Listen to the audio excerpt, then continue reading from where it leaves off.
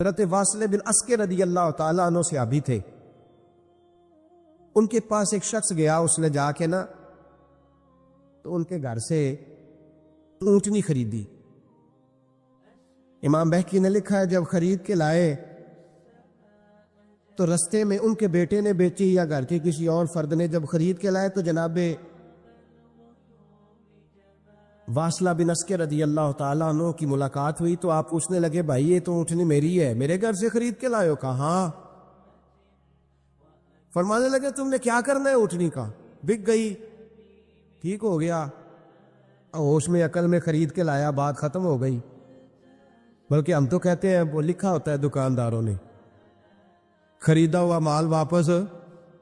واہ جی واہ, یہ کس کا فتویٰ ہے؟ یہ خریدا ہوا مال واپس کس کا فتویٰ ہے؟ یہ ساڈا اپنا. کہتے ہیں ایڈا اوکھا تینوں مڑیا تو پھر لے کے آ گئے. ایڈیاں گلاں سنا کے ایڈا سیاح سیل مین سی انہیں ترلے لینے ساتاری انہیں تعریف کی ہے تو انہوں بڑا سونا لگے گا. پھر تیرے گلے میں ڈالا بڑی مشکل سے مڑا ہے تجھے اور تو پھر لے کے آ گیا. اور شام کو کہتا الحمدللہ میں نے بڑے پیسے کمائے, لا حول ولا قوت الا. سارا دن جھوٹ بولا, فریم کیا, اس پہ اللہ کا شکر ادا کرنا. بندہ لے کے آ رہا ہے ان کے گھر سے, کہاں سے خریدی؟ تو صحابی کہنے لگے آپ کے گھر سے. فرمایا میری اونٹنی ہے لیکن تمہیں اس کے عیب کا پتہ ہے؟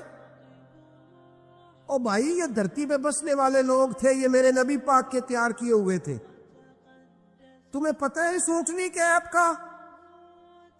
کہ یار تو عجیب آدمی ہے, کوئی عیب بھی بتاتا ہے اپنے جانور کے. فرمانے لگے چل تو یہ بتا گوشت کھانے کے لیے خریدی ہے یا سفر کرنے کے لیے؟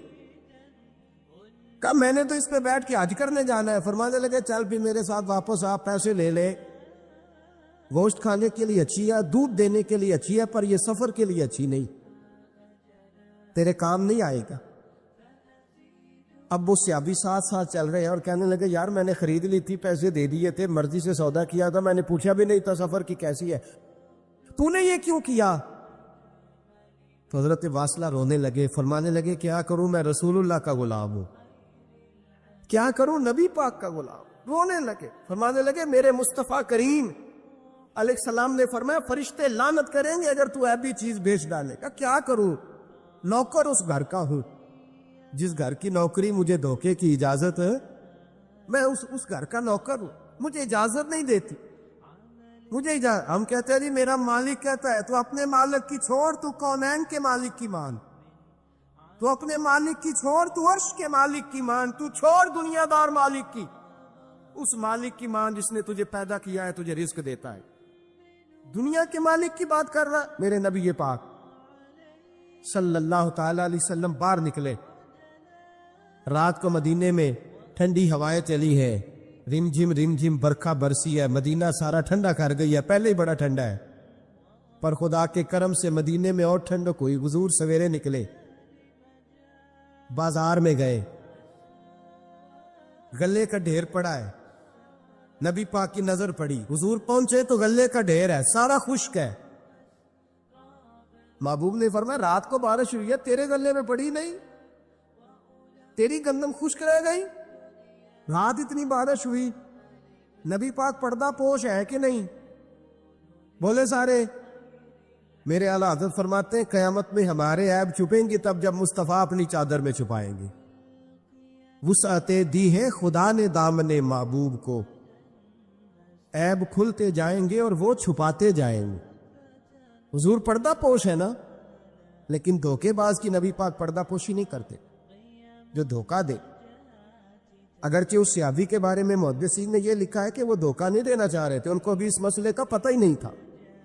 جب پتہ چلا تو پھر دوبارہ انہوں نے یہ کام نہ کیا. اللہ کے حبیب صلی اللہ علیہ وسلم پہنچے, فرمایا تیرے گلے پہ, تیری گندم پہ بارش ہی نہیں ہوئی. حضور نے اپنی آستین کو چڑھایا, بازو اوپر کیا, اور حضور نے گلے کے اندر ہاتھ ڈالا. اندر سے جا کے حضور گیلی گندم اٹھا کے باہر لائے, اور نبی پاک صلی اللہ علیہ وسلم نے فرمایا یہ کیا ہے؟ جب ان کی گردن جھکی تو میرے مصطفیٰ نے فرمایا سنو, من غشا فلیس منا, جو دھوکہ دے میں اسے اپنی امت میں شامل نہیں کرتا. اور ہم میں سے نہیں ہے جو دھوکے دے، فریب کرے، مکر کرے، دجل کرے، فراڈ کرے، بے ایمانی کرے، تھوڑے سے نفع کے لیے، تھوڑے سے۔ اب تو لوگ ہنستے ہیں، دھوکے پہ مسکرایا جاتا ہے۔ گوالے سے پوچھا، دودھ بیچنے والے سے، اور یہ صرف دودھ بیچنے والے کی بات نہیں، سب کا ہی رنگ نرالا ہے، سب کا ہی انداز نرالا، سب ہی تعریفیں کر رہے ہیں اپنے مال کی، سارے دو وہ گزر گئے لوگ۔ امام اعظم ابو حنیفہ رحمۃ اللہ علیہ، ذرا بادل ہوتے تھے تو کپڑے کی دکان تھی، بند کر دیتے تھے دکان، فرماتے تھے گاہک کو صحیح نظر نہیں آئے گا تو کوئی ایسی چیز نہ خرید کے لے جائے جس کی اسے پوری خبر نہ ہو۔ وہ گزر گیا زمانہ، اب تو اللہ معاف کرے، حالات اس قدر بگڑ گئے۔ دودھ بیچنے والے سے کہا جاتا ہے صاحب پانی بڑا ہے دودھ میں، کہتا ہے آج کل بھینسیں پانی زیادہ پیتی ہیں، گرمی بڑی سخت ہے، مذاق اڑاتا ہے۔ ایک چوری، اوپر سے اس کا اظہار اعلانیہ۔ میں نے ایسے لوگ بھی اپنے کانوں سے سنے ہیں جو گوالے سے کہہ رہے ہیں، دودھ بیچنے والے سے، صاحب اور یار پانی ڈالنا ہوتا ہے تو صاف تو ڈال لیا کر، تو گندی ندی کا پانی ڈال کے لے آتا ہے۔ کہتا ٹھیک ہے جناب، آج کے بعد شرم نہیں آتی یہ باتیں کرتے؟ خدا کی دھرتی پر کھڑے ہو کہ اللہ کے قانون کو چیلنج کرتے ہیں لوگ، اعلانیہ گناہ کرتے، اعلانیہ سرعام، کوئی پوچھنے والا نہیں۔ حیا ختم ہو گئی، دل سے یہ سوچ ختم ہو گیا کہ ہم کیا گفتگو کر رہے۔ بڑے بڑے رنگ ہیں، بڑے بڑے انداز ہیں لوگوں کے۔ حضرت ابو ہریرہ رضی اللہ تعالیٰ عنہ کھڑے تھے تو ایک آدمی دودھ میں پانی ملا رہا تھا، حضرت ابو ہریرہ کی چیخیں نکل گئی، رو پڑے۔ لوگ کٹھے ہوئے کہنے لگے حضور آپ تو کیا ہوا؟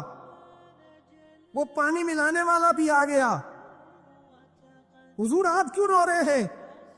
فرمایا قیامت کے دن تجھے جو سزا ملے گی وہ سزا یاد کر کے میری آنکھوں میں آنسو آ گئے، تجھے جو سزا ملے گی میری آنکھوں میں آنسو آ گئے۔ حضور کیا سزا ملے گی؟ تو حضرت ابو ہریرہ رضی اللہ تعالیٰ عنہ فرماتے ہیں یہ دودھ رب تیرے سامنے رکھے گا اور تجھ سے اللہ فرمائے گا چل اس سے پانی علیحدہ کر، اللہ تجھے سزا دے گا۔ میں ایک شخص کی مثال دے رہا ہوں، لیکن اس سے مراد صرف گوالہ نہیں، یہ بات بڑی دور تک جاتی ہے، بڑی دور تک جاتی ہے، بڑی دور تک۔ یہاں جس کے ہاں سے دودھ خریدا جاتا ہے وہ تو جب بھینس کا دودھ دھونے لگتا ہے تو پہلے ہی پانی رکھ لیتا ہے، اللہ ماشاء اللہ۔ یہ کئی گھروں سے نقص واقع ہو کے آتا ہے، ایک جگہ پہ نہیں ہے، یہ بڑی دور تک حالات بگڑے ہوئے۔ حضرت ابو ہریرہ فرمانے لگے رب کریم قیامت کے دن تجھ سے فرمائے گا چل علیحدہ کر، دودھ سے پانی بتا کر لے گا؟ کہنے لگا حضور ڈالا تو جا سکتا ہے، نکالا نہیں جا سکتا۔ فرمانے لگے پھر تیرا دوزخ سے نکلنا بھی مشکل ہے، تو دے بچوں کو کما کے کھلا، موج کر۔ اب تو یہاں تک تماشا لگ گیا ہے، میں ایک رپورٹ پڑھ رہا تھا کراچی میں ایسی بھی دکانیں پکڑی گورنمنٹ نے کہ جہاں دودھ کے اندر کیمیکل ملایا جاتا ہے گاڑھا کرنے کے لیے، اور اس کیمیکل نقصان یہ ہے اس کیمیکل کا کہ وہ کینسر کا باعث بن جاتا۔ 2 کلو دودھ کی خاطر قتل کر دیا ایک انسان کو، 400-500 کی خاطر مار دیا بیماری لگا کے، بچے یتیم کر دیے، عورتیں بیوہ کر دی، گھر اجاڑ دیے تھوڑے سے دھوکے کے لیے، اتنی سی دنیا داری اکٹھی کرنے کے لیے۔ یہاں دوائیاں جعلی نہیں بک رہی، یہاں لوگ ملاوٹ والی، اتنے لوگ کھڑے ہیں ڈاکٹر کے دروازے پر اور تعریفیں کر رہے ہیں ڈاکٹر صاحب اس کمپنی کی کیوں لکھ کے دیتے ہیں، ڈاکٹر صاحب اس کمپنی کی دوائی، انہیں خبر نہیں کہ کیا حال ہے۔ موت بیچتے ہو پھر سمجھتے ہو جنت میں جاؤ گے۔ ام حسبتم ان تدخلوا الجنہ، اتنا آسان سمجھ لیا لوگوں نے۔ میرے رسول پاک صلی اللہ علیہ وسلم نے فرمایا جس کا دوست، جس کا بھائی، جس کا پڑوسی اس کے بوائق سے محفوظ نہ ہو وہ آدمی جنت میں نہیں جائے گا۔ صحابہ نے کہا حضور یہ بوائق کیا ہے؟ فرمایا ظلم اور دھوکہ۔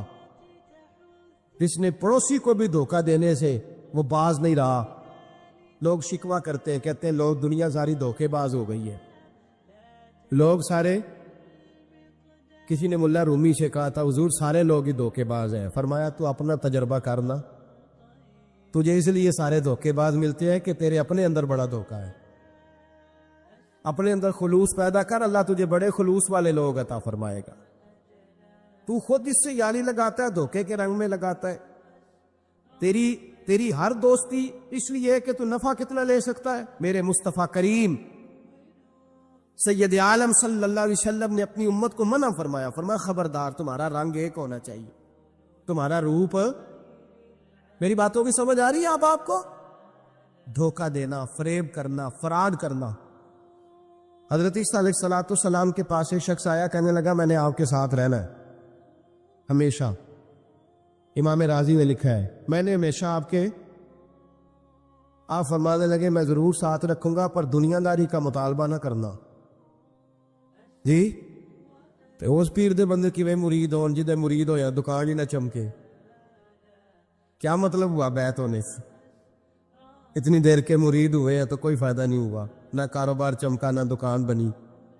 الٹا پیر صاحب کہتے ہیں سود بند کر دو، دھوکے بند کر دو، فریب بند، جتوں ہوندا پیا تو بھی نہیں ہون دے، کیا فائدہ ہے نا جی؟ تو کوئی مکر فریب ہی نہیں، دجل ہی نہیں، سادہ سادہ کام کیسے ہوگا؟ حضرت عیسیٰ علیہ السلام کہنے لگے میرے ساتھ رہنا ہے تو دنیا داری سے، بولیے، دنیا داری سے بچنا۔ کہنے لگا جی بالکل صحیح ہے۔ آپ فرمانے لگے چلو ٹھیک ہے۔ حضرت عیسیٰ نے چاہا کہ اس کا امتحان کریں، فرمایا پہلے دن وہ آیا ہے صحبت صلح میں رہنے کے لیے، خیر سیکھنے کے لیے۔ حضرت عیسیٰ علیہ السلام فرمانے لگے کتنی روٹیاں کھائے گا؟ کہنے لگا ایک۔ آپ نے 3 روٹیاں منگوائی، ایک خود کھائی، ایک اس کو کھلائی، تیسری وہیں رکھی، اور جناب عیسیٰ دریا پہ وضو کرنے تشریف لے گئے۔ واپس آئے تو روٹی کوئی نہیں تھی وہاں۔ فرمایا روٹی کس نے کھائی ہے؟ کہنے لگا کوئی پتہ نہیں۔ جناب عیسیٰ علیہ السلام نے نا اس کو معجزہ دکھایا۔ ایک ہرن جا رہی تھی، اس کے ساتھ 2-3 چھوٹے چھوٹے بچے تھے۔ حضرت عیسیٰ علیہ السلام نے ہرن کا ایک بچہ پکڑا، اس کو ذبح کیا، ہرن بھی کھڑی ہو گئی، باقی بچے بھی کھڑے ہو گئے، ذبح کیا، اور ذبح کر کے اس کا گوشت بھونا، اس کو بھی کھلایا، خود بھی اتنا کھایا کہ سیر ہو گئے، ڈکار آنے لگے۔ فرمایا کھایا ہے نا تم نے؟ لگا حضور کھایا ہے۔ فرمایا پیٹ میں بھی ہے؟ کہا ہے۔ ہرن کے بچے کی ہڈیاں پڑی ہوئی تھی، جناب عیسیٰ نے ساری ہڈیاں کٹھی کر کے فرمایا کم باذن اللہ، اللہ کے حکم سے کھڑا ہو جا۔ وہ ہرن کا بچہ پھر زندہ ہو گیا۔ آپ فرمانے لگے ہرن کے بچے کا گوشت تیرے پیٹ میں بھی ہے، میرے پیٹ میں بچہ وہ جا رہا ہے، اب تو بتا دے روٹی کس نے کھائی ہے، اب تو بتا دے۔ کہنا جی کوئی پتہ نہیں، مجھے پتا۔ حضرت عیسیٰ علیہ السلام اس کو ساتھ لے گئے، دریا کے اس پار جانا تھا، فرمایا ہاتھ پکڑا چلو گزرو۔ دریا میں پیر رکھا، اس کا بھی اپنا بھی، کہنے لگا جی ڈوب جاؤں گا۔ فرمایا تو میرے ساتھ ہے، تجھے معجزہ دکھانا ہے، اللہ کی قدرت دکھانی ہے۔ پیر رکھا دریا میں، پیدل چلتے ہوئے دوسرے کنارے چلے گئے، کوئی ڈوبا نہیں، پیر بھیگا نہیں۔ فرمایا اتنی بڑی تو نے معجزہ دیکھا، اب تو بتا دے روٹی کس نے کھائی ہے؟ کہنے لگا جی پتا، مجھے خبر، حالانکہ سارا سارا ہی پتا ہوتا ہے، پتا نہیں مجھے، بولے بن جاتے ہیں نا منٹ میں۔ حضرت عیسیٰ کہنے لگے میں اللہ کا پیغمبر ہوں، مجھے منوانا آتا ہے۔ دریا کے اس پار گئے تو ریت تھی، صحرا کا علاقہ تھا، جناب عیسیٰ نے ریت کٹھی کی، چھوٹی چھوٹی ڈھیریاں لگائیں، 3 ڈھیر ریت کے لگ گئے، 3 ڈھیر۔ جب 3 ڈھیر لگ گئے تو جناب عیسیٰ علیہ السلام نے پھونک ماری، وہ ساری کی ساری ریت سونا بن گئی۔ حضرت عیسیٰ علیہ السلام کہنے لگے یہ 3 حصے ہیں سونے کے، ایک حصہ میرا ہے، ایک تیرا ہے، اور تیسرا اس کا جس نے تیسری روٹی کھائی ہے۔ کہنے لگا جی میں نے ہی کھائی ہے۔ تیسرا حصہ اس کا جس نے تیسری روٹی کھائی۔ کہنے لگا جی روٹی، فوراً مان گیا، بے قدرہ کچھ قدر نہ جاتی، کیتی خوب تسلی ہو، اے دنیا دار پجاری زردے کتیاں دے گل ٹلی میں نہیں کھائی ہے. وہ میاں صاحب کمال کر گئے. وہ ایک شخص لے گیا میاں محمد بخش علیہ رحمہ کو تانگے پہ بٹھا کے کہنے لگا یہ پہلی بھی میری، وہ بھی میری، وہ باغ بھی میرا، یہ میرے چاچے کی، وہ میرے تائے کی، یہ میرے دادے کی، بڑے مالدار ہیں. آپ فرمانے لگے چل چھوڑ کوئی اور بات بھی کر. نہیں جی نہیں، وہ فلانی شے بھی میری. آپ فرمانے لگے یہ بتا تجھ سے پہلے کس کی تھی؟ کہنے لگا فلانے سے خریدی ہے. فرمایا اس سے پہلے کس کی تھی؟ چپ کر گیا. آپ فرمانے لگے دانش مندہ نہ کم نہ ہی دل دنیا نہ لاڑا، اس ووٹی کئی خامند کیتے، جو کیتا سو کھانا. چھوڑ اس کی بات نہ سنا، اس کا تو کبھی کوئی مالک ہوتا ہے کبھی کوئی ہوتا ہے. کہنے لگا جی میں نے ہی کھائی ہے روٹی. تو حضرت عیسیٰ کہنے لگے تو نے ظلم کیا، نبی کی صحبت پر تو نے ایک روٹی کو فوقیت دی، ایک روٹی، اور مجھے دھوکہ دیا اللہ کے پیغمبر کو.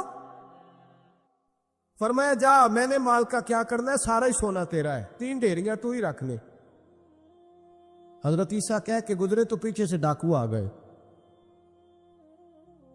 تلواریں ہاتھ میں، 2 ڈاکو، سونا پڑا ہوا دیکھا. کہنے لگے تیرا ہے؟ کہا میرا ہے. کہا اٹھ دوڑ جا تجھے قتل کر دیں گے. منت کرنے لگا. کہنے لگا یار اس طرح کرو نا، بانٹ کے کھاتے ہیں، بانٹ کے کھا لیتے. بات طے ہو گئی، ایک ایک ڈھیری کے مالک ہو گئے. اب وہ بات چیت ہونے لگی، نام پتہ واقفیت ہو گئی، تعارف ہو گیا. اب وہ جو 2 ڈاکو تھے ان کو وہ شخص کہنے لگا بھوک لگی ہے یار کو روٹی کھاؤ. کچھ پیسے دے کے ایک کو بھیجا.